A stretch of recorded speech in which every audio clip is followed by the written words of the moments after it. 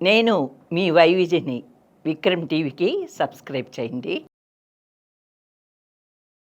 నమస్తే, welcome to Vikram TV. Tirupati Varahi సభలో AP deputy CM Pawan Kalyan Congress అగ్రనేత రాహుల్ గాంధీపై చేసిన వ్యాఖ్యల పట్ల ఏపీ కాంగ్రెస్ అధ్యక్షురాలు షర్మిల మండిపడ్డారు. మీకు అధికారం శాశ్వతం అనుకోవద్దు. తిరుపతి సభలో రాహుల్ గాంధీని లక్ష్యంగా చేసుకుని మీరు చేసిన వ్యాఖ్యలు నిరాధారమైనవని, ఎట్టి పరిస్థితుల్లోనూ ఆమోదించదగవని కావు అని స్పష్టం చేశారు. మీ మత రాజకీయాల్లోకి రాహుల్ గాంధీని లాగడాన్ని కాంగ్రెస్ పార్టీ ఖండిస్తుంది అని షర్మిల పేర్కొన్నారు. రాహుల్ గాంధీకి పవన్ కళ్యాణ్ బేషరతుగా క్షమాపణ చెప్పాలని కాంగ్రెస్ పార్టీ డిమాండ్ చేస్తుందని తెలిపారు. అధికారంలోకి వచ్చాక డిప్యూటీ సీఎం పవన్ కళ్యాణ్ గారి వేషం భాషం రెండు మారాయి.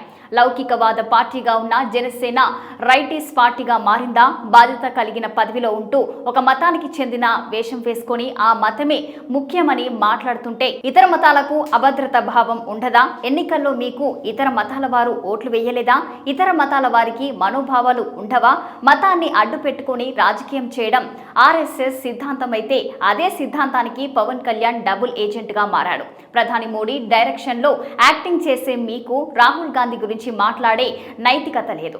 గోద్రా మణిపూర్ లో ఉచ్చకోత కోసింది బీజేపీ పార్టీ కాదా? అలాంటి పార్టీకి మద్దతిస్తున్న మీరు లౌంగికవాదం పాటించాలని చెబితే నమ్మంటారా? దేశంలో ప్రేమ, సమానత్వం, సోదరభావం పెంపొందించేందుకు రాహుల్ గాంధీ వేల కిలోమీటర్లు పాదయాత్ర చేశారు. అలాంటి వ్యక్తిపై వ్యాఖ్యలు చేయడం తగదు. మీ స్థాయిని దిగదార్చుకోవద్దు అని షర్మిల స్పష్టం చేశారు. ఇలాంటి మరిన్ని లేటెస్ట్ అప్డేట్స్ కోసం సబ్స్క్రైబ్ టు విక్రమ్ టీవీ.